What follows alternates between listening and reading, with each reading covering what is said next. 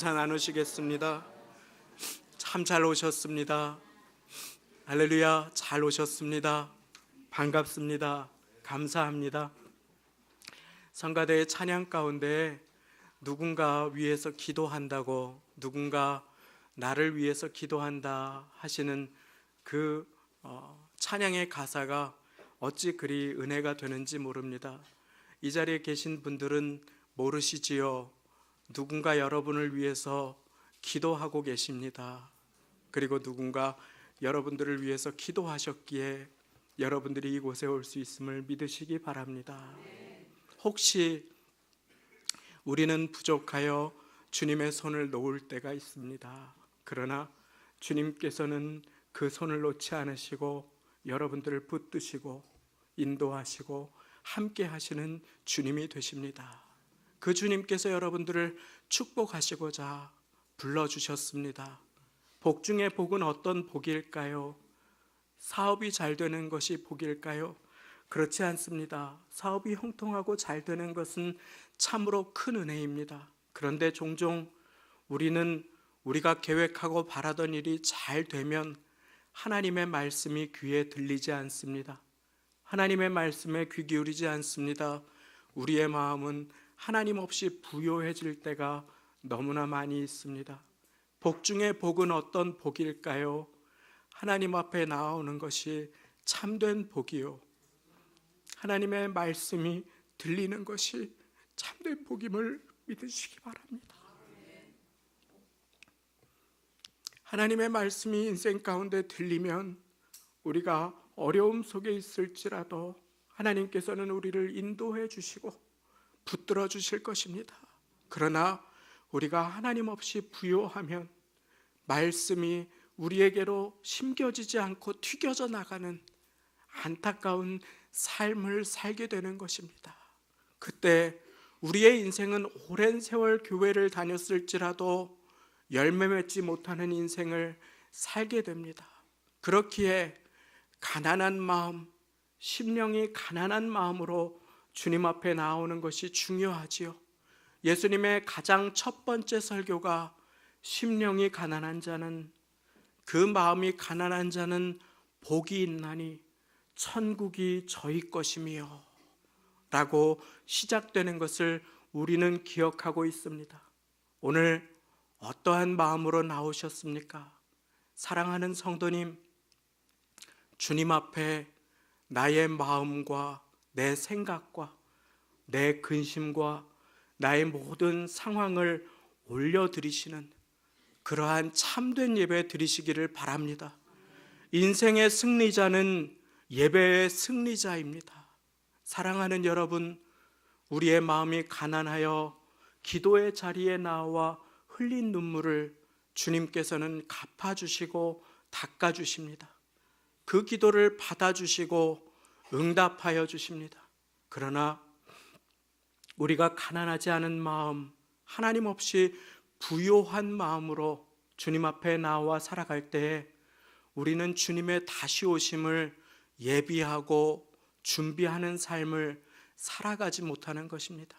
지난주에 예수님께서 부활하셔서 제자들에게 나타나셨지요. 두려움 가운데 꽁꽁 문을 잠그고 덜덜덜 떨고 있는 제자들에게 나타나서 예수님께서 평안을 너희에게 주노라. 내가 주는 평안은 세상이 줄 수도 알 수 없는 평안이다 하며 샬롬 하고 외치셨습니다. 그래도 두려워하는 제자들에게 예수님께서는 다시 한번 샬롬 하고 외치셨지요. 자, 우리 옆에 있는 분들에게 샬롬 하고 고백해 보겠습니다. 샬롬, 샬롬. 그렇습니다. 그 말씀은 주님의 평안을 드립니다 라고 하는 뜻입니다. 세상의 평안은 잠시 있다 사라져버릴 평안입니다. 그러나 부활하신 주님께서 우리에게 주시는 평안은 영원한 평안, 세상이 줄 수도 없고 알 수도 없는 평안임을 믿으시기 바랍니다. 그렇게 예수님께서는 부활하시고 승천하시면서 다시 오심을 약속하여 주셨습니다.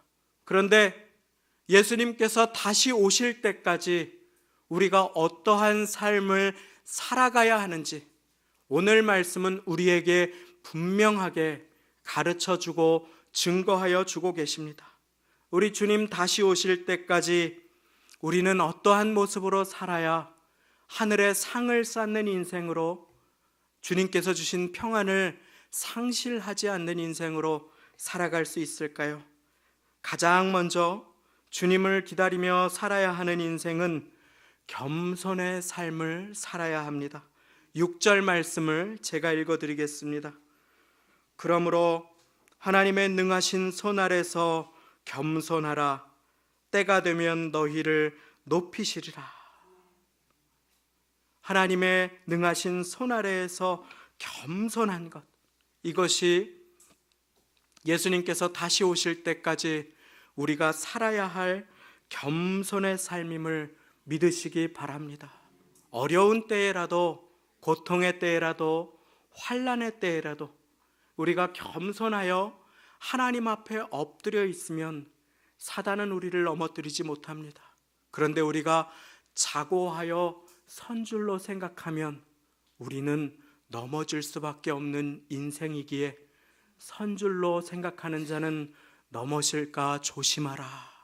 하나님의 말씀은 우리에게 경고하여 주시는 것입니다. 참된 겸손은 오늘 말씀 그대로 하나님의 때를 기억하고 기다리는 것입니다. 하나님께서 상 주시는 분이시요, 하나님께서 위로하시는 분이시며, 예수님께서 다시 오셔서 눈물을 닦아주시고 행한 대로 보응하여 주실 것을 믿음으로 의지하는 것, 그것이 바로 겸손의 삶임을 믿으시기 바랍니다. 내 인생에 하나님께서 나중에 행하실 일이 있고 하나님의 때와 하나님의 시간이 있음을 기억하는 것, 그리고 지금 내게 주어진 시간 속에서 하나님이 눈에 보이지 않지만 다스리고 계심을 신뢰하고 의지할 때 우리는 겸손한 삶을 살 수 있게 되는 것입니다. 지난 주일 많은 우리의 자녀들과 함께 이곳에서 부활주일 예배를 드렸지요. 온 세대 연합 예배로 하나님께 영광을 돌렸습니다. 그리고 집에 가서 이렇게 저렇게 뉴스 채널을 돌리는데 아이와 함께 스리랑카에서 부활주일 예배를 드리는 교회에 폭탄이 터졌다고, 많은 사상자가 났다고 하는 뉴스를 보았습니다. 저거 어떻게 하면 좋은가, 저거 어떻게 하는가 그러는데, 같이 TV를 보던 초등학생 제 아이가 그 소식을 듣더니 하나님이 심판하시겠다 그러는 것이었습니다. 하나님이 심판하시겠다. 참으로 그렇습니다. 우리의 인생 가운데 우리가 그러면 이렇게 어렵고 고통스러운 일을 당했을 때 스리랑카의 이슬람 사원에 가서 폭탄을 터뜨리는 것을 하나님께서 기뻐하시겠습니까? 그렇지 않습니다. 그렇습니다. 우리의 인생 가운데에도 하나님을 의지하고 하나님의 때를 기다리며 하나님의 말씀을 따라 살아가는 복된 우리 모두가 다 되시기를 예수님의 이름으로 축원드립니다. 왜냐하면 하나님의 때가 되면, 예수님께서 다시 오실 때가 되면 우리 주님께서는 우리의 눈물을 닦아주시고 상 주시고 우리를 높여주실 것이기 때문입니다. 예수님께서 다시 오심을 믿지 않는다면 이 땅 위에서의 모든 것은 헛됩니다. 악인이 형통하고 의인이 고난받는 이와 같은 세상 속에서 이 세상을 바라보면 우리는 근심하고 낙심할 수밖에 없지요. 그러나 이 땅 가운데 겸손으로 살아갈 수 있는 비결은 하나님께서, 예수 그리스도께서 다시 오심을 믿고 하나님의 때를 의지하는 것입니다. 그렇습니다. 나에게 끝인 그 시간은 바로 하나님께서 새 일을 행하는 시간이 됨을 믿으시기 바랍니다. 그때에도 주님만 의지하고 주님만 바라보며 하나님을 신뢰하는 삶의 태도를 가진 그 사람을 하나님께서는 찾으시는 것입니다. 그것이 겸손입니다. 하나님을 신뢰하고 의지하되 끝까지 의지하는 것, 하나님의 때가 있음을 기다리고 예수님의 재림을 겸손히 기다릴 때 우리는 시험 들지 않고 실족하지 않을 수 있습니다. 그래서 6절 말씀은 너의 능력으로 겸손하라 하시지 않고 하나님의 능하신 손 아래에서 겸손하라 라고 말씀하여 주십니다. 하나님의 능하신 손 아래에 계십니까? 하나님의 능하신 손 아래에 계시기를 바랍니다. 때가 되면 우리 주님께서 우리를 높여주실 것입니다. 이제 나아가 주님의 다시 오심을 기다리며 우리는 겸손의 인생과 함께 믿음의 인생을 살아가야 합니다. 살아가다 보면 참 많은 인생의 고통과 풍랑이 찾아오지요. 그때 오늘 말씀 베드로전서 5장 7절 말씀은 우리에게 명령하여 주십니다. 너희 염려를 다 주께 맡겨 버리라. 이는 저가 너희를 권고하심이니라. 권고하신다는 말은 돌보신다는 의미입니다. 눈동자처럼 지켜주시고 또 우리를 돌보아 주시니 너희 염려를 다 주께 맡겨 버리라. 이 말씀을 믿는 사람은 염려하지 않고 인생을 살아갈 수 있습니다. 우리가 한 주간 동안에 염려하고 근심했던 시간 동안 기도를 드릴 수 있다면, 말씀을 의지하고 기도 드릴 수 있다면 우리는 우리의 두려움이 변하여 기도가 되고 우리의 한숨이 변하여 찬송을 드리는 인생으로 나아가게 될 것을 믿으시기 바랍니다. 우리의 모든 인생의 짐과 염려와 무거움을 다 맡아주시는 주님, 우리의 미래까지도 담당해 주시는 주님께서는 오늘 말씀을 통하여 우리 모두에게 권고하십니다. 너희 염려를 다 주께 맡겨 버리라. 이는 저가 너희를 돌보심이라. 누가복음 18장 말씀에 보시면 불의한 한 재판관의 이야기가 나오지요. 홀로 된 여인이 찾아가서 매일 밤낮으로 그 불의한 재판관의 문을 두들깁니다. 그 재판관은 콧방귀도 끼지 않습니다. 그런데 그 여인이 계속 찾아오자, 계속 기도하자, 계속 간청하자 그 불의한 재판관은 그 청을 들어줍니다. 그런데 예수님은 이 비유를 하시면서 그러므로 너희도 열심히 기도하여라 라고 마치시는 것이 아니라 예수님께서는 이렇게 그 비유를 마치십니다. 그러나 인자가 세상에 다시 올 때 세상에서 믿음을 보겠느냐. 세상 사람들은 희롱한다고 합니다. 예수님께서 오신다고 하는 약속이 어디 있느냐? 먹고 마시자, 즐기고 누리자 라고 할 것이라고 이야기합니다. 그러나 주의 말씀은 주께는 천년이 하루 같고 하루가 천년 같아서 주님께서는 한 사람도 멸망하지 않고 회개하여 구원에 이르기를 원하시느니라. 베드로전서 3장 9절 말씀이 우리 모두에게 증거하여 주고 있는 것입니다. 그런데 주님께서 다시 오실 그 날을 믿음으로 살아가는 사람과 염려하고 근심하는 사람들이 있음을 오늘 말씀은 우리 모두에게 보여주고 있는 것입니다. 믿음으로 기도하며 살아갈 때 우리는 염려하지 않을 수 있습니다. 우리가 근심하며 살아갈 때에 우리는 불안과 악한 영과 버타며 살아갈 수밖에 없는 존재가 되는 까닭입니다. 그러므로 사랑하는 여러분, 우리의 교만을 다 주님 앞에 내어버리시기를 바랍니다. 염려는 교만입니다. 염려는 하나님께서 아무것도 모르시고 내일은 내가 잘할 수 있다고 하는 착각인 것입니다. 그러나 하나님은 지금 우리의 모두의 상황을 다 아십니다. 그 마음을 다 아십니다. 위로하시고 새 힘을, 능력을 공급하여 주시기를 원하십니다. 이 자리에 있는 한 사람도 주님께서 모르시는 분이 없으심을 믿으시기 바랍니다. 나의 보배로운 아들이고 나의 존귀한 따님 되신 사랑하는 여러분, 누군가 여러분을 위해서 기도하게 하셨고 예수님께서 하나님 보좌 우편에서 여러분을 위해서 기도하고 계시기에 여러분은 오늘날까지 살아올 수 있었습니다. 그리고 성령께서 말할 수 없는 탄식으로 우리를 위하여 지금도 간구하고 계십니다. 누군가 여러분들을 위해서 기도하고 있습니다. 낙심하지 마십시오. 소망을 잃지 마십시오. 그리고 믿음으로 하나님 앞에 나아가시기를 바랍니다. 내가 주의 신을 떠나 어디로 가며 주의 앞에서 어디로 피하리까? 시편 139편에 이렇게 기록합니다. 내가 주님을 떠나서 저 음부에 내 자리를 펼치라도 주님께서 거기에 계시며 내가 새벽 날개를 치며 도망가 저 바다 끝에 거할지라도 숨을지라도 거기에서도 주의 오른손이 나를 인도하시나이다.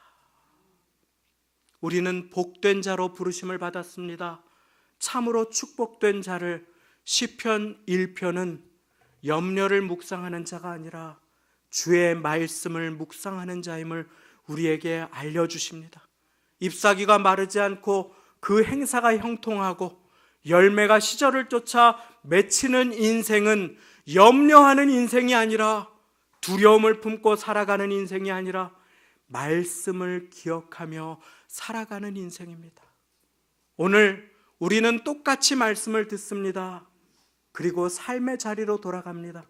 그런데 누군가는 너희 염려를 다 주께 맡겨 버리라 라고 하는 말씀을 붙잡습니다. 그리고 그 말씀을 따라 염려를 맡깁니다. 성령께서 그 마음에 좌정하시고 일하시기 시작합니다.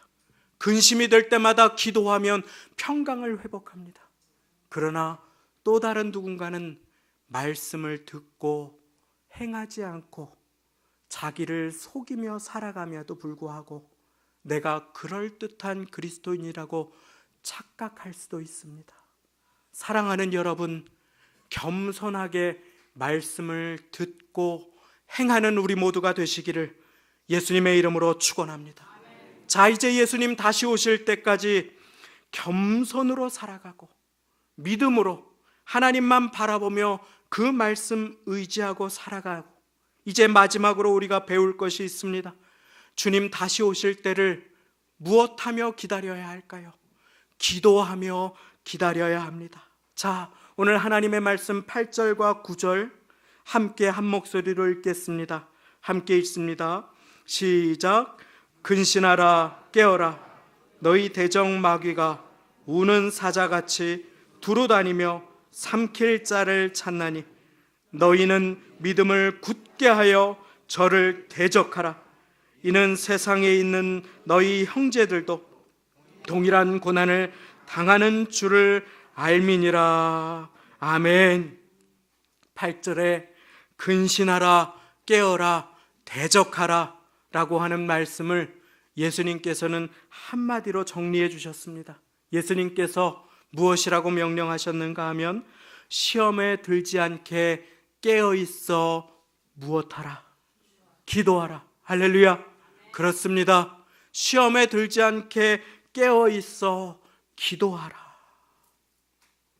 기도하지 않으면 목회자도 시험 드는 거 아십니까? 기도하지 않으면 우리 모두 시험 드는 것을 아십니까? 시험에 들지 않게 하려면 우리 모두 깨어있어 기도하여야 하는 것입니다. 사단 마귀는 우는 사자와 같이 두루다니며 삼킬 자를 찾는다고 합니다. 근신하라 깨어라 라고 하나님의 말씀은 명령하고 계십니다.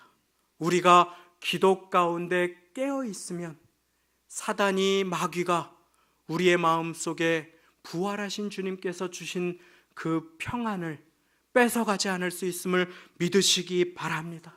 죄에 넘어지지 않고 주님의 붙들리심을 입을 수 있음을 믿으시기 바랍니다.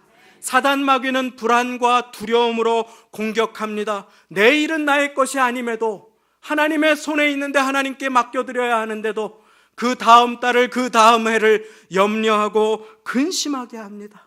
그래서 하나님의 말씀은 명령하십니다. 근신하라 깨어라 너희 대적 마귀가 우는 사자와 같이 두루다니며 삼킬 자를 찾나니 너희는 믿음을 굳게 하여 저를 대적하라. 우리가 또 기억하여야 할 것이 있습니다. 어려움이 찾아올 때 우리는 이렇게 생각합니다. 하나님, 왜 나한테만 이런 시련을 주십니까? 그것 사실입니까? 그렇지 않습니다. 오늘 말씀 베드로전서 5장 9절 하반절 말씀을 제가 읽어드립니다. 이는 세상에 있는 너희 형제들도 동일한 고난을 당하는 줄을 알미니라. 우리 중에 어려움, 고난, 환난, 풍랑이 없는 사람은 아무도 없습니다. 세상에 있는 너희 형제들은 다 동일한 고난을 경험합니다. 나만 겪는 고난이 아닙니다. 내게만 찾아오는 고통이 아닙니다. 그러나 우리의 인생은 둘로 나뉩니다. 사단 마귀를 대적하지 못하고 넘어지는 인생과 주님, 우리의 인생을 붙들어 주옵소서 믿음으로 기도하여 보호함 받는 인생으로 나뉩니다.